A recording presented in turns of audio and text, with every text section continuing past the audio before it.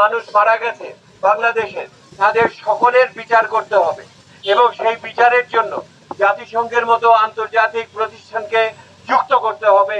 এটা একটি বড় বিষয়। আগামী 24 ঘন্টার মধ্যে আরো একটা শিক্ষার্থীও আটক দেখতে চাই না।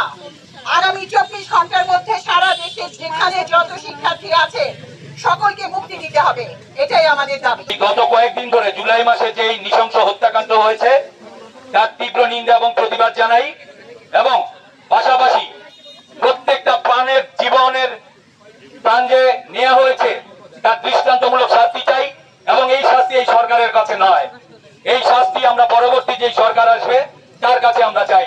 বাংলাদেশ কি কোনো জরুরি অবস্থার মধ্যে আছে কিনা?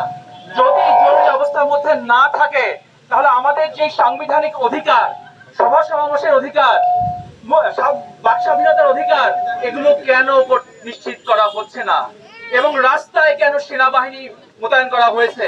কি এমন ঘটেছে যে জরুরি অবস্থার মতন পরিবেশ বাংলাদেশে বর্তমানে জারি আছে?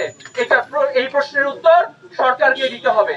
এই কারণে তারা আজকে স্বাধীন দেশে বাস করে সেই ছাত্র জনতার শক্তিকে, সক্ষমতাকে এবং তাদের যে বল অজেয় শক্তি সেটাকে ভুলে গিয়ে তাদের উপরে নির্বিচারে অত্যাচার গুলি চালিয়েছে। এবং শুধু তাই নয়, একইভাবে উচ্চ পর্যায় থেকে শুরু করে এই সমস্ত প্রতিষ্ঠানগুলো মিথ্যাচারের আশ্রয় নিয়েছে, প্রতারণার আশ্রয় নিয়েছে।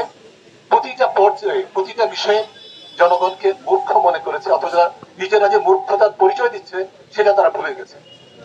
এই মূর্খতা এবং অন্ধত্ব এবং মিথ্যাচারের আশ্রয় নিয়ে তারা যে কাজগুলো করেছে সেটা সম্পূর্ণভাবে সংবিধান লঙ্ঘন করেছে, আইনের লঙ্ঘন করেছে। জাতীয় আন্তর্জাতিক যে পেশাগত উৎকর্ষ কথা তারা বলে থাকেন, যে প্রশিক্ষণ তারা পেয়েছে সেগুলোকে পদদলিত করেছে, সেটা পদদলিত করে আমাদেরকে প্রতারণা করার চেষ্টা করেছে। কিন্তু তারা ভুলে গেছে তাদের মানদণ্ডে দেশবাসীকে বিচার করার কোনো সুযোগ নেই। দেশবাসী তাদের মতো মূর্খ নয়, মিথ্যাচারও নয়। তারা যে মিথ্যাচার করেছে, মূর্খতা দেখিয়েছে, সেটা কিন্তু দেশবাসী বুঝে গেছে। এবং আমি যেটা বলবো, এটা তারা করতে পেরেছে এই কারণে যে তাদের মধ্যে একটা ধারণা সৃষ্টি হয়ে গেছে।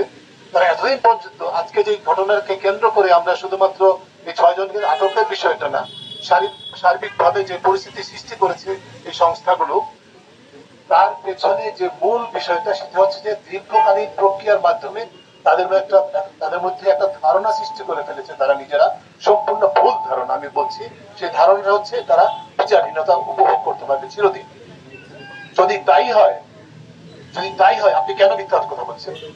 বন্ধ করুন মিথ্যা কথা। আপনি বলেন যে আমি নির্বিচারে গুলি করেছি, রংপুরে ছাত্রকে হত্যা করেছি, আমি নির্বিচারে আটক করে রেখেছি 6 জন সমন্বয়ককে, আমি নির্বিচারে সারা দেশের অসংখ্য মানুষকে, শিক্ষার্থী সহ শিক্ষকদেরকে সহ নির্বিচারে অন্যায় করছি, অধিকার হরণ করছি, মানুষের বাক স্বাধীনতা হরণ করছি, মানুষের ছাত্রদের সম্পূর্ণ যৌক্তিক, সম্পূর্ণ নৈতিকভাবে নৈতিকতার দৃঢ়তায় বলিয়ান যে দাবি, সেই দাবিকে যেটা সরকারও ঘোষণা করেছে তারা সমর্থন করে সেই